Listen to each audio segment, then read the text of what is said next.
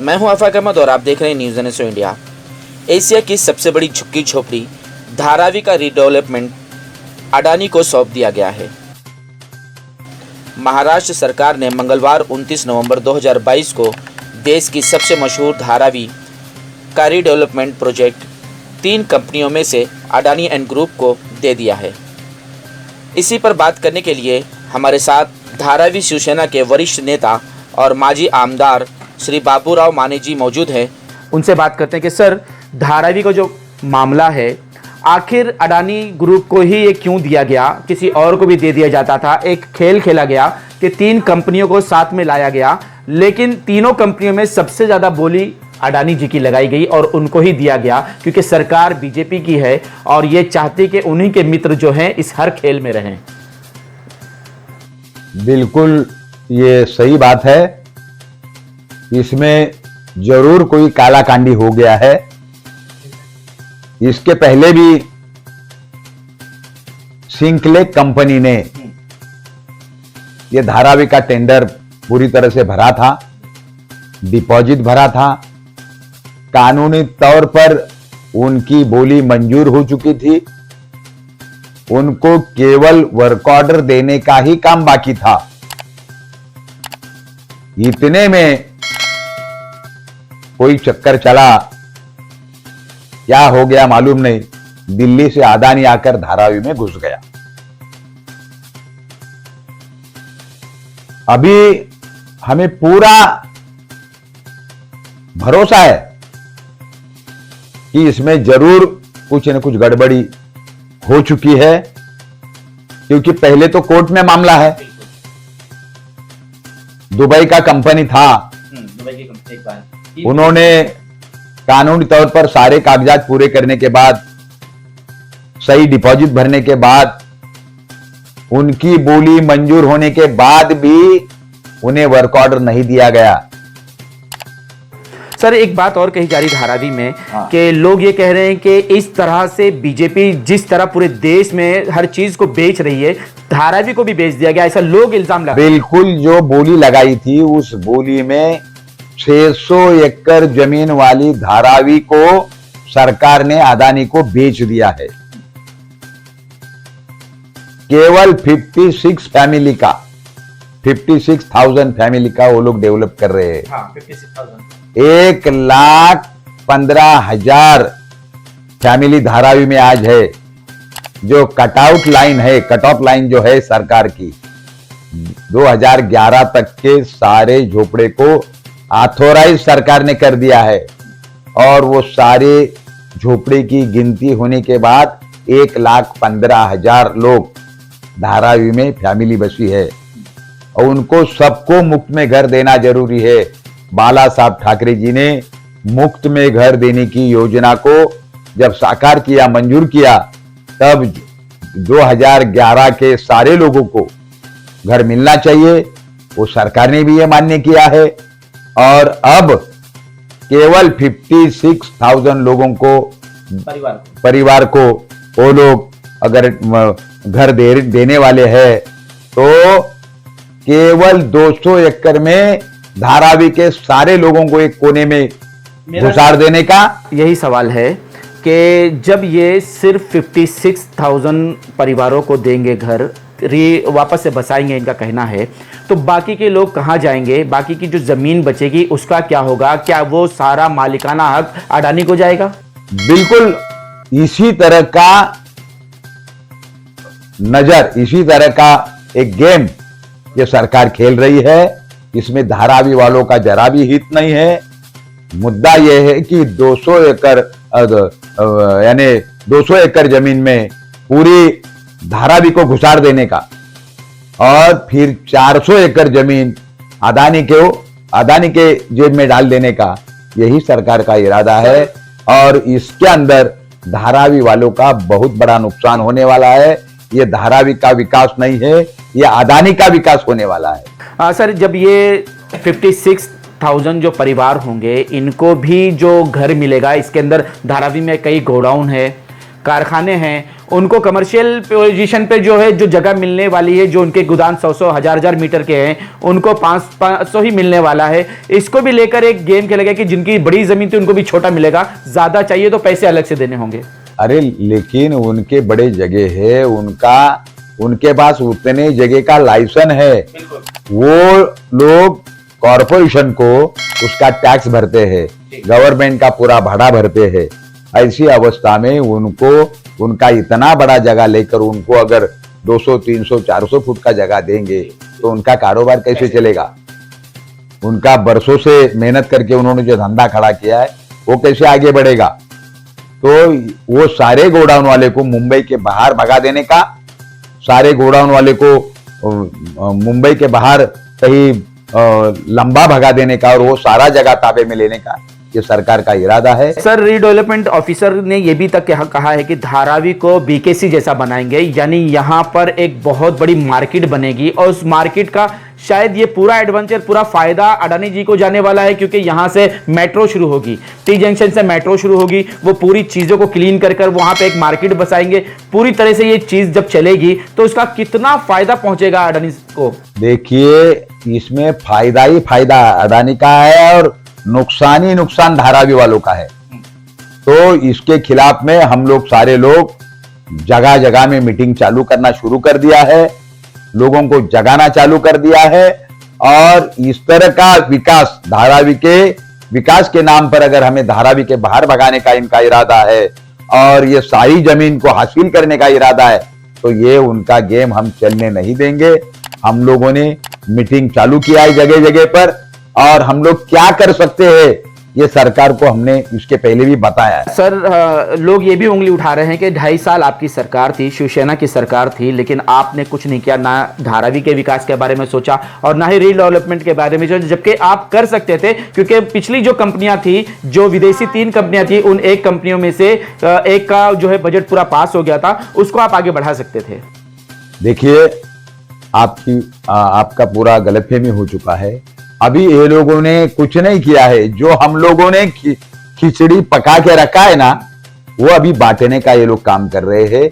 ये सारे प्रोजेक्ट को मंजूरी वगैरह, अभी इसमें नया बात केवल ये लोगों ने ये किया है कि हम लोग सिंखलेक को काम देने वाले थे, इन लोगों ने अडानी को काम दिया और सारा धारावी का जगह बेचने का इन लोगों ने तय किया।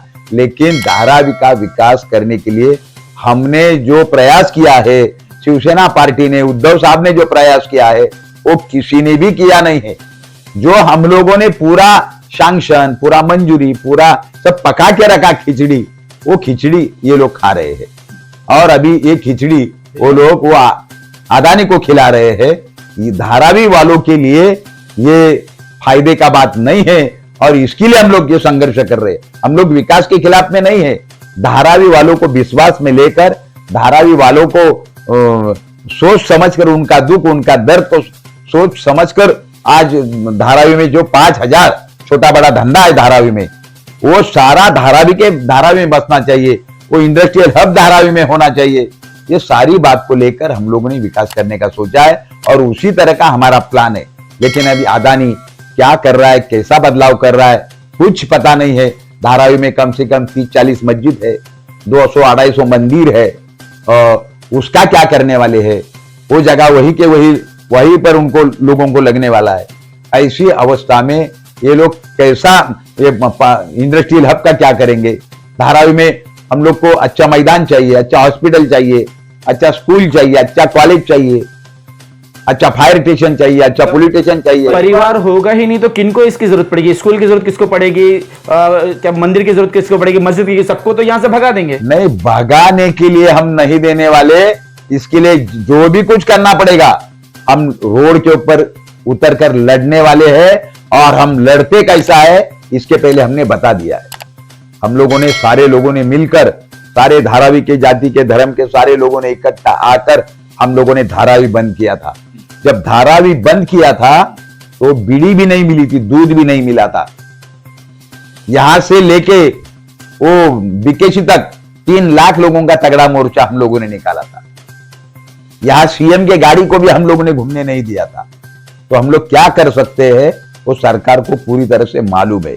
और इसी तरह सरकार अगर दादागिरी करके हमें विकास के नाम पर बाहर भगाने का प्रयास करेगा तो हम लोग सुन के नहीं लेंगे, हम लोग संघर्ष करेंगे।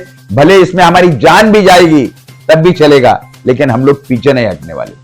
सर, धारावी एक ऐसा हब है, इंडस्ट्रियल हब, जो पूरी दुनिया में माना जाता है। विदेशों से लोग धारावी को देखने और यहाँ पे कारोबार करने की कोशिश करते हैं।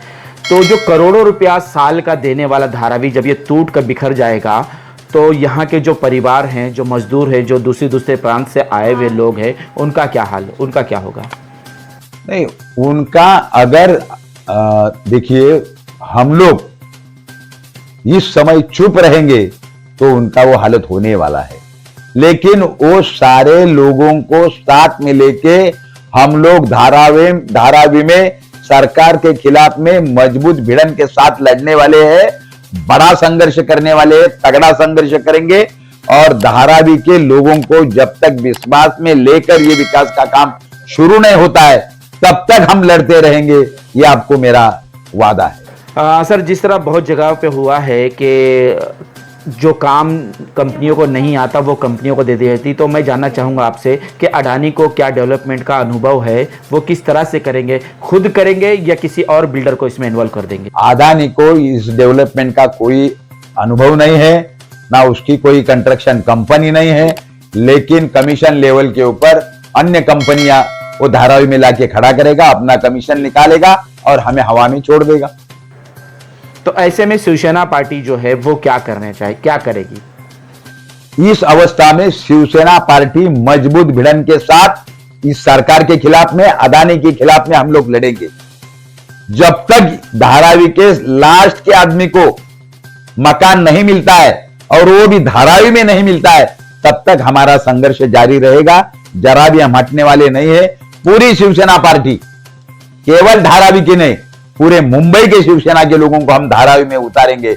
उद्धव साहब को फिर से धारावी में बुलाएंगे और हमारी कल्पना, आम आदमी को केंद्र बिंदु समझकर हमारी जो कल्पना है विकास की, उस कल्पना को हम साकार करेंगे।